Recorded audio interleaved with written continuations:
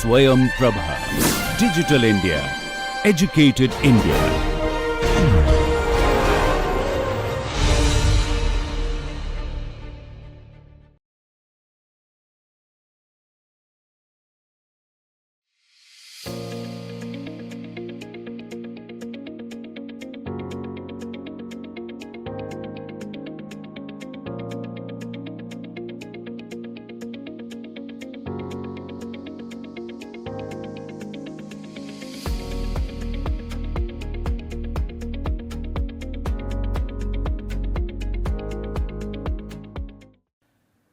Hello dear friends, welcome back to NPTEL online course on logistics and supply chain management.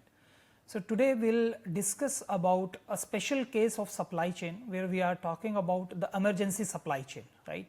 And obviously already we discussed various aspects of supply chain. Now towards the end we will see how, if we are talking about some emergency situation in terms of any natural or man-made disaster, how this the implication of various concepts in the supply chain will be different, and we will talk about special case of humanitarian supply chain, how we can meet the demands instantaneously whenever any disaster is happening, right, and what are the priorities we need to address, right. And we will again discuss one case on this. So emergency supply chain, any complex emergency as defined by joint logistics enterprise is a wide array of international conflict in terms of cross border whatever is happening, humanitarian and domestic disaster relief scenarios, where maybe we are talking about natural disasters or any domestic kind of disaster, right. And then we are talking about involving combinations of warfare situation or food insecurity or pandemics or any social conflict, right. So these are some of the situations where we need to come up with our emergency planning, right, in terms of when we are talking about how we can deliver the required products and services to the end customer, right. Not to the end customer, we will not say here customer, but we will say the affected people, right. So the scenarios can be characterized by few points, like combination of displaced people will be there. Obviously in recent COVID-19 pandemic also we have seen that when that started bursting in the urban areas, big cities, right, people started moving back to their villages, right. And in that way you see when people and because of the industry shutdown also they lost their jobs, right, and complete shutdown was there. So it was difficult to survive there because the cost of living is high in the cities. So they decided to move back to their villages, and in that way that virus is also transferred to the rural areas as well, right. So this is one characteristics, one situation I am talking about that, but there can be so many other situations, right. But yes, whenever we are saying that communities are affected, then the communities are also displaced from that particular location wherever that disaster is happening. And obviously the scale of this damage is at large scale, and then the hindrance of intervention or prevention due to political scenario also, right. Then like right now whatever is happening in Bangladesh, right. So any other country or any other relief organization which wants to protect the people or maybe want to give them some supplies or protect their interest cannot operate directly because of the political scenario there, right. And then security or infrastructure constraints are there. Obviously there is threat of loss of life, right. So how quickly we can meet those affected people with our product and services, we can those people will survive based on that, right. So obviously if we will talk about assistance is required at very large scale, right. So any emergency supply chain refers to a specialized logistics framework established to address urgent and unforeseen situations, right. This is the basic difference when we are talking about your normal supply chain and emergency supply chain. In normal supply chain usually also there are disruptions, right, but yes, those disruptions are there, and somehow using predictive analytics we can analyze, and up to some extent we can find out that this is going to happen and we can come with the preparedness strategy. But this is kind of emergency situation where natural or man-made disaster is happening. We cannot predict the scale, we cannot predict how many people will be affected, what could be the area that will be affected, and after once that area is hit badly by that disaster, after that what is going to be the demand, and demand is also for segregated products, right. So, it requires very rapid mobilization of the resources, coordination of stakeholders, many are there. Obviously, military organization are also working, government organization are also working, some NGOs are also working, individual are also working to help that society, right, the affected people. So, and then deployment of essential goods and services to the affected areas or population. So, obviously, the primary objective of any emergency supply chain is to reach there timely and effective way. So that disruption impact can be minimized, right, and in terms of how quickly we will respond, those many lives we can save. So, this may include, when we are talking about emergency supply chain, we have to ensure the huge inventory of those necessary items, and then we have to come up with the alternative transportation routes also, alternative facilities also. Sometimes we need to come up with the temporary warehouses also, distribution centers also, and we have seen like earthquake or flood, this is not one time event. Some sequence events keep on happening after 2 days, 3 days, again there is small earthquake or kind of things. Again you are setting up the distribution channel and that is also disrupted, right. So, obviously how quickly you can come up with those temporary kind of facilities, alternative transportation routes. Obviously, if your road connectivity is totally damaged, it will take time to again reassure that road connectivity. During that time, how you can ensure the medical supplies, how you can ensure the food packets and other necessary items. So, emergency supply chains are primarily composed of two basic domains, right. First is military, obviously operation will be there, and then to support the non-government and disaster relief organizations, so that they can reach with their supplies to any disaster affected area. So, this cycle will help us to connect the different series of events, how the things are happening. Here see, the disaster is happening and we need to respond quickly. Respond in terms of, first we need to search and rescue.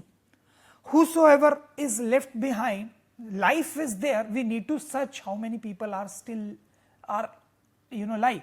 So, we need to rescue them, and then we need to find out the need assessment, and this need assessment is something, maybe if you are covering 10-kilometer affected area, you are not finding even single human being which is requiring these kind of supplies. But then again you will find one group who are waiting for these kind of supplies, and then your demand will be based on that. And then again you are never sure how many people you will find on the way, what are the requirements. If someone is struggling to even survive after that disaster, so medical supply immediately is required. And then also medical supplies, what are the medicines you are providing, sometimes maybe life support system is also required, which obviously we cannot transport to that particular location, as we are not aware what kind of medical equipments are also required if we are talking only about the medical supplies, right. Then a resource mobilization will happen and will start the relief operation. This is how we respond to any disaster. But when we start recovering after 4 days, 5 days, slowly we are recovering, again we are rebuilding and reconstructing. So, first thing is we need to set up the channels, and in that it is very important to set up the communication channel, right. So, because there is no electricity, there is no internet connectivity, no telecom operator is working because of everything is damaged. So, that means how you will set up the communication. So, maybe nearby distance you can come up with some Bluetooth devices, you can come up with some Wi-Fi, those devices which do not require connectivity, or maybe you can have some wearable devices which you are wearing those wristbands, and then you can track that there is life is there, right. So, this is the first thing, and then once communication is set up, then you can communicate this information to all the stakeholders, to government organizations, to NGOs, to industries, to individuals who are working to provide those relief operations to the affected people. So then again we can provide this information that these many people are there, these require this much medical supplies, this much serious cases are there, they require immediate air ambulance kind of thing. So how we can come up with maybe helipads we need to come up with, so that we can shift the people from that affected area to the safe location, right. So this is how we will again rebuild and reconstruct. Then mitigation. So till now we were talking about the risk management, right, the emergency management. Situation has happened and then we are taking the measures, but what is the lesson learned? How we can prepare for this if any natural disaster is happening, right? How we can, first thing is how efficiently we can predict.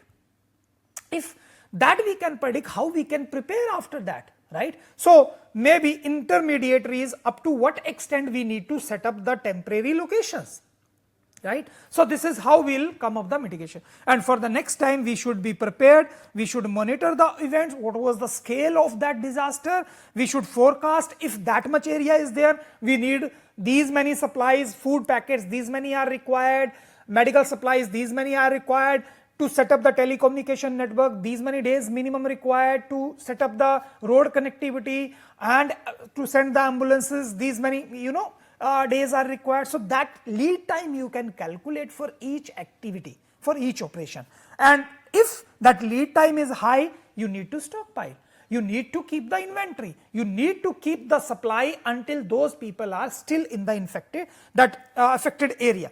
And then you need to come up with the contingency planning. If you are starting the relief operation and suddenly again the second floods come, then again you need to come up with the contingency planning. And then logistics capacity assessment you need to keep on.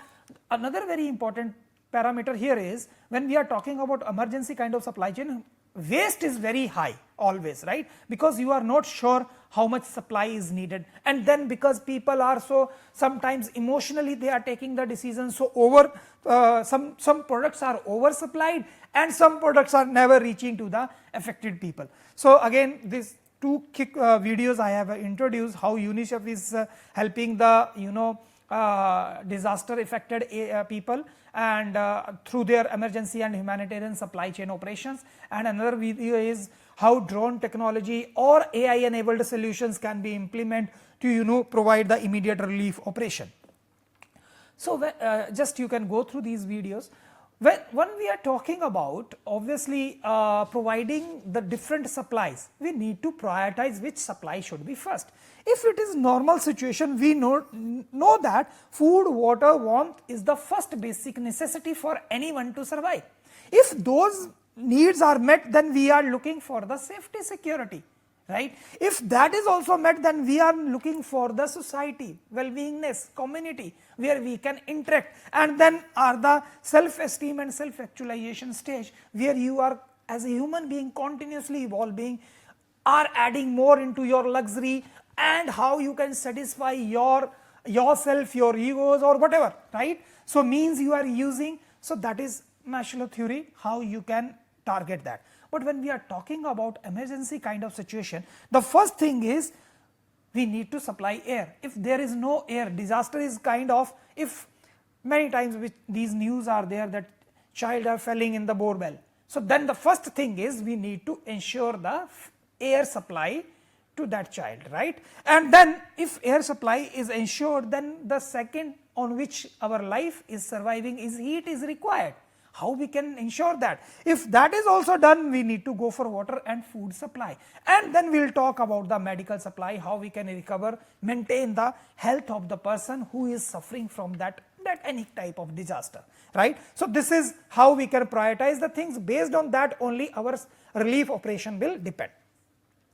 Now why a separate this supply chain framework is required when we are talking about your any emergency kind of supply chain? So first is, if we will talk about disruption versus emergency supply chain. When we are talking about disruptions like labor strike is there, unavailability of raw material, any accident is happening on the road, your train was shipping the material, anything goes wrong with that shipment, quality issues are there, anyhow anything that is happening, disruption is happening and your smooth flow of your product is interrupted. That is kind of disruptions can happen through the supply chain, and all these till now we have gone through 58 sessions and we have seen how many different types of disruptions can come when we are talking about supply chain and how we need to manage those. But whatever is happening, still the identity of the supply chain remains the same and same stakeholders are there. If any quality issue is there, we need to strengthen our vendors. If our manufacturing is at fault, we need to come up with the new technology. If there is something wrong with the packaging and the product is damaged during the shipment, we need to change the packaging. We need to strengthen the packaging more, right? These are some of the measures usually we were taking. But when we are talking about emergency supply chains, which are we are initiating this process once that emergency has happened. This is a kind of responsive supply chain, once reactive kind of thing, right? So here the basic point is how quickly we can come up with our emergency supplies. And obviously we don't have much time for planning. Obviously we don't have much time when we are talking about supply chain. Coordination is required, collaboration is required, transparency is required, forecasting is required, data analytics is required. Those concepts will not work because we don't have really much information, right? So once we will start setting up our supply chain, over maybe on the way we will start realizing that these many people are affected, this much area is affected, for this long period we need to ensure this supply chain, these many facilities, warehouses, distribution centers are required, right? So obviously then military units and disaster relief organizations are also coming quickly for this, and as a supply chain manager you need to decide where will be your new location, distribution routes, alternative transportation modes, right? Through drones you can ship, the best way is you can go with the drones, right? And then maybe helicopters, maybe somewhere you can come up with the helipads and then you can ship the maybe ship the medical supplies to that defected area, and then maybe after some time you may then transport all the lives, whatever is left there, you can come up with the kind of air ambulance things, right? So disaster relief supply chain respond directly to emergencies, forming connections and relationship to address any crisis, right? So this is obviously the special case. Once it is happening, then we are taking the countermeasures.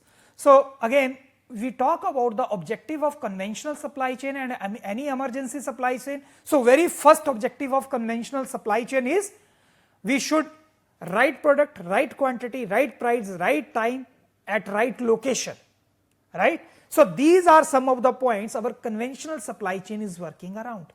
And you have to be cost efficient. Services should be at top level, doorstep delivery. If customer is saying no to your delivery, you should ship back that material and you are not going to charge customer, and you are claiming you are efficient, you are saving cost, you are doing sustainability measure, all those things are there. We are talking about sustainable packaging, we are talking about all those things, right? But you just imagine the flood situation and then we are talking about services level? No. We are talking about the cost efficiency? No. We are talking about are you even sure what kind of supplies we need to supply and what is going to be the demand? No. So at any cost you are ready to ship the material. So this is how the emergency supply chain is different from your conventional kind of supply chain, where we are talking more on effectiveness and efficiency. So success in emergency supply chain is primarily about achieving results quickly. How many lives you are saving, that is your success, but not how much cost you save, that is not success, right? Even if one individual is left behind, even if you need to go by helicopter and rescue him, you have to do that. You need not to care about the cost, right? And obviously here we are talking about faster shipping methods. So if many helicopters are required, you need to do. And we are not talking about economies of scale. So many times we are less than truck loading shipments are going on. Obviously we cannot talk about, and if you will supply over material, that will be waste, right? So in that way, this emergency supply chain is very complex and challenging, and the concept of, if we can somewhere apply, the implied demand uncertainty will be very suitable to define this kind of supply chain. Implied demand uncertainty we discussed about, where we are promising of supplying the products or services in emergency only, right? So in that way you have seen that there is one demand uncertainty which in conventional supply chain we are handling, and this is implied demand uncertainty where our focus is not to be cost efficient, but how we can quickly provide the services. So if we talk about the uniqueness of these emergency kind of logistics what are required, basically we can divide into major 4 aspects, and the first is urgent relief situations. So diverse and immediate services are essentials. Why we are saying diverse? Because medical supply will be from pharmaceutical industry, food supply will be from food industry, water supply we need to ensure, electricity we need to ensure, communication we need to set up, other medical equipment we need to set up, we need to ensure the services as well. Doctor need to be there who can examine the situation and can define these many people can stay back, can stay little longer, these requires immediate air ambulance, right? So these kind of diverse and immediate services are required, and then timely availability will define how much success rate is, the survival rate of the affected people who are fighting these death situations, right? So this is first aspect, and then you need to assessing accurate real time information, that also required. Now when we are talking about all the kind of softwares, kind of touch points throughout the supply chain, we are recording different data, and then you can apply the data analytics, how much demand is there, but rarely can we do that when there is a kind of situation of kind of flood, earthquake or any disaster, because those setup infrastructure is already vanished. Now how you will collect the information, how quickly you can go for that, right? So that is also very important point, how you can address this issue, right? The another point is prioritize service efficiency over profit, that already we talked about. The next 4th point is there has to be collaboration between government, public organization, firms, individual, whosoever is searching. I have seen this situation when that flood happened in Uttarakhand and in somewhere around 2013 or 14, right? So during that time, you just imagine that was relief operation was for more than 1 month or so. So if every day you are coming up with the bread packets, how people can survive on same bread packet for 30 days? You just imagine. So and then all are coming up with similar kind of medical supplies, but then that cannot address the because the situation may be different, right? So if we, and then individuals or firms or organizations, they want, this is again the concept is they want to go on that ground and then want to help them people, that make them more satisfied. But yes, then how we can collaborate, that someone can ensure the complete medical supply chain, someone can ensure the complete food supply chain, water supply, how, and if some air ambulance is required, how the transportation can be managed, so that uniform system or unified system is there, so that collaboration is required. So this is the 4th angle when we are talking about emergency supply chain. So what can be the solution? Obviously early preparation and precautionary measures, only up to some extent we can, maybe natural disaster we can predict, sometimes man-made disaster, war situation also we are getting ready, maybe like what is happening in Ukraine and Russia. So world is aware, and when they started long back, 1.5 year or maybe now 2 years, and then now the situation is coming between Israel and Iran as well. So we are aware that this can happen. So future this supplies can be interrupted. There are also people who are living in Iran and Israel. If that situation happens, where the chances are very, very high, so let us stockpiling the inventory, so that if that goes on for 6 months or 1 year, we can survive, our military can survive. So we need not only ammunition is required to fight the war, right? So your other medical supplies, your food supplies, your all those things are required, right? So obviously if that comes under early preparation, how you can prepare that. So well established emergency supply chain system, which is based on the transparent communication, right, and how you can reduce the time, energy and financial investment, right, whatever you are investing into labor, R&D or resources, that whatever you are doing. So if that collaboration or streamlined communication is not there, obviously many resources will be wasted, right? So we talk about some software we can develop, but yes, IT infrastructure is again in question. If that IT infrastructure is also damaged, then how quickly you can set up the another support system, right?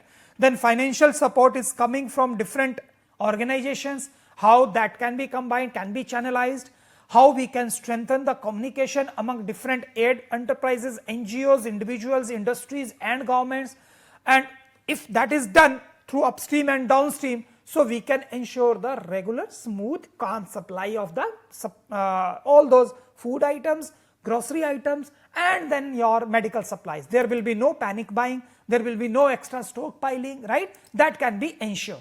So establishing collaborative supply chain mechanism such as message based system or electronic procurement hubs enables effective communication and coordination. So maybe long term communication will not work, so how we can quickly come up with kind of walkie talkie system or Bluetooth devices who can connect with the nearby this. Another concept here is humanitarian supply chain, which is defined as buying and delivering requested supplies and services at the places and time they are needed, right? And when they are needed, obviously if any that kind of situation, emergency situation happens, and obviously to survive them they need food, water, shelter. This is the basic thing they need, right? So obviously your humanitarian supply chain will target immediately how you can meet the needs of those people with medical assistance, transportation services, evacuation services, water, food and medicine supplies. So we have to work on two different angles. One is your technical perspective, where we need to plan information gathering, warehousing, pre-positioning, transportation, distribution, whole supply chain we need to set up. Maybe it is a kind of temporary supply chain, so you need to take decisions in that way. And then strategic decisions, you need to go for decision making. From where you will outsource, from where you will buy, with your collaboration with your raw material, inter-organization cooperation, public-private partnership, how you will keep eye on that, right? So obviously this is humanitarian supply chain is a lifeline in any crisis. If you will talk about few crises, what happened in 2015 in Nepal earthquake, and you can see how the air and unconventional methods, they used air ambulance as a main transportation means to supply the medical supplies and food packets, and that same helicopter was used to transport people from from the affected area to the relief camps. So that was another example, right? So how you can again come up with the rebuilding your communities by transporting construction material, that is on the later stage, that again that construction and those resources are channelized to that affected area. There is again Hurricane Maria struck Puerto Rico in 2017, and that also after that how they ensured the power grid and communication was the first priority, because once you will supply that, your medical equipments will also work on electricity only, right? So restoring infrastructure in terms of, then you need healthcare facilities, permanent kind of healthcare facility, again for better life, schools, livelihood and all those things comes later that you need to set up. But yes, part of supply chain that will go on for another 5 or 10 years, maybe 1 decade, right? So what are the challenges when we talk about, we are never sure about the demand, how much it is going to be. On that, maybe how much area is affected, we can say somewhere population roughly is this much, right, but how many survived after that disaster, that we need to find out, because we need to immediately address their needs, right. So you can see how during Ebola outbreak in West Africa, there was sudden surge in the demand of medical supplies, and that supply chain, medical supply chain faced that situation, and that was overburdened, and then limited access to affected population. If something is happening in the rural areas, right, cloud bursting or these kind of events are happening in rural areas, right, so already there is limited access. So how you will come up with the airdrops kind of solution or mobile distribution? This is another very good example what was done in Rohingya refugee crisis in Bangladesh, where obviously setting up that big healthcare facility was not possible. So they come up with mobile your medical supplies, mobile kind of healthcare facilities, right, and then they served those people.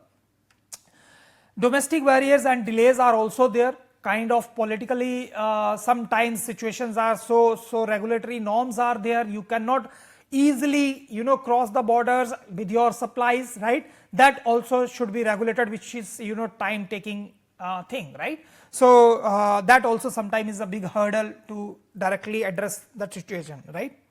What can be the other challenges?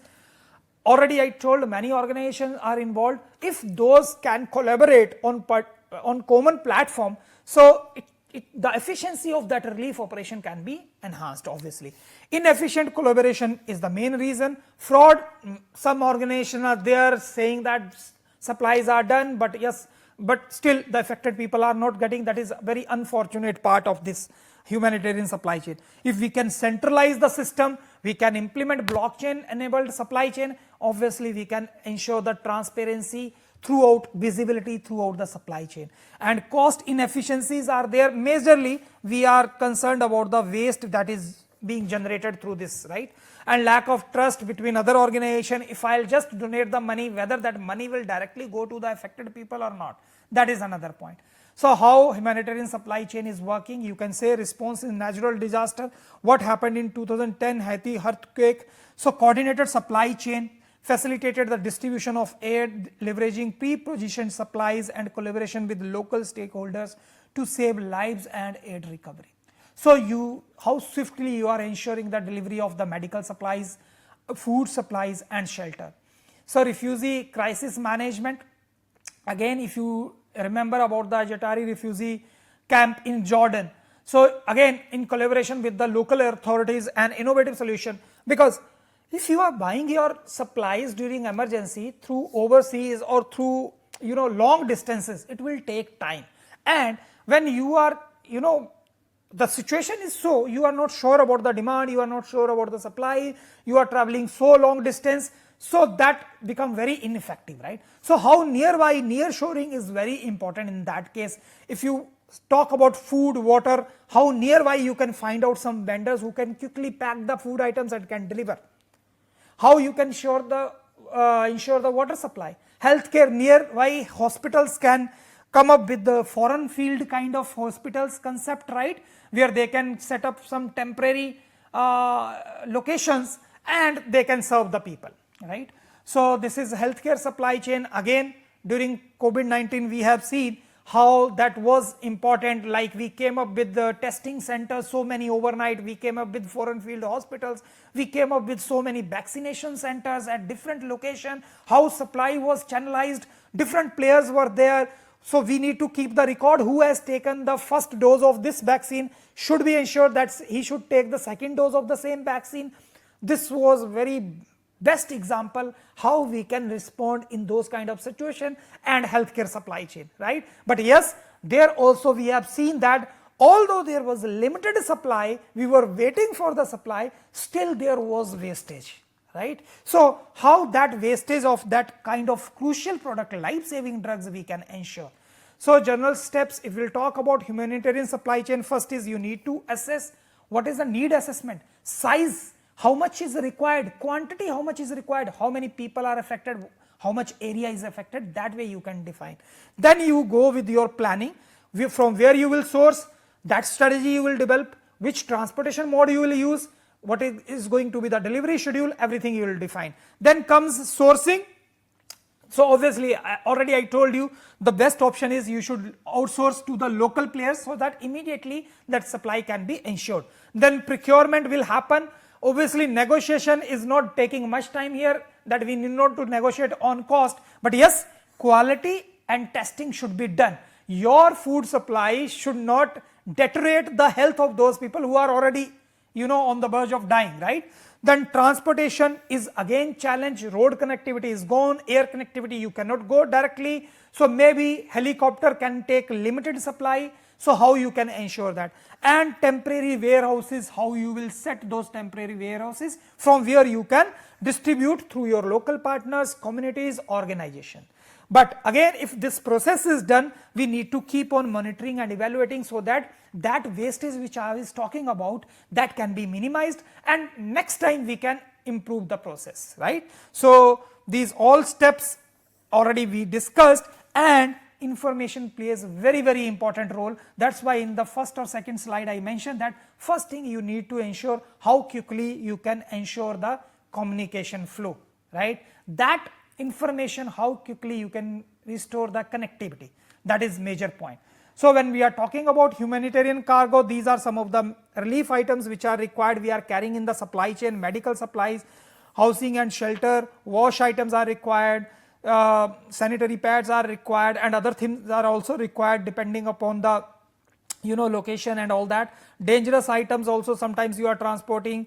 Organization support, food quantities are required, ready to use foods are required, some fortified foods are also you are preparing, so that you can enhance the nutritions in that, and that can be provided to the affected people, right? So this is a very interesting diagram how you need to approach to disaster area. Let's say this is the disaster area. So up to this I am setting my supply chains, right? Major houses I am setting up to here. So because this is disaster area, maybe I have to locate my distribution center, warehouses, local distribution center at different location. So I am meeting the demand of the local people there, right? So this is how it is happening. So let's say again there is disaster, and this much area is again defected, right? So if only this much area is affected this time, so still this supply chain is working efficiently, I can utilize that supply chain, right? So up to what point our supply chain is damaged, we need to work after that, and we need to ensure up to that point we need to ensure the regular smooth supply as well, and to affected area also we need to take care. So this is a very again kind of interesting case study, how the flooding situation happened recently in Australia, and thousands of people, they are flood affected, and they are falling short of your the fresh food items, right? Already supermarkets, they have introduced the buying limits, and out of stock they are everywhere. So this is not new situation for Australia, because during COVID-19 also they have experienced the same situation, and their agencies have warned the Australia that because of this climate change, drought conditions, fires, heat waves, this situation will come on so frequently, right? So we have to come up with the kind of alternatives. So right now the government is only depending upon the main food industry, and then obviously when this is the only source, and then they are saying that drought conditions, flood conditions will happen, so then they need to find out the alternatives where they can stockpile the inventories and so, right? And because of this situation, now the highway is also blocked, like I was talking about the situation, how you will ensure the food supply and all those things. You just imagine the situation, how you will ensure that, right? So that is again big challenge. So this is, we are talking about a kind of a resilient food supply chain, where we are talking about how our farmers can produce regenerative kind of products which can ensure the again that soil is maintaining the all the fertilizers. Then we can decentralize food supply chains, so that everyone can get the access to it. We can set up some local and regional supply chain partners. We can diverse the food supply items. Instead of buying from one player, we can buy it from other players. Then we can ensure the equitable access to food to everyone. Right to food, government has to ensure through their activities what they are doing. Circular food economy, any waste is there, how you can ensure through your closed loop supply chain. This is complete supply chain. If those steps can be implemented, we can ensure that we are into resilient food supply chain. If anything goes wrong, even then we can sustain with our supplies. So these are the references, you can go, and thank you very much.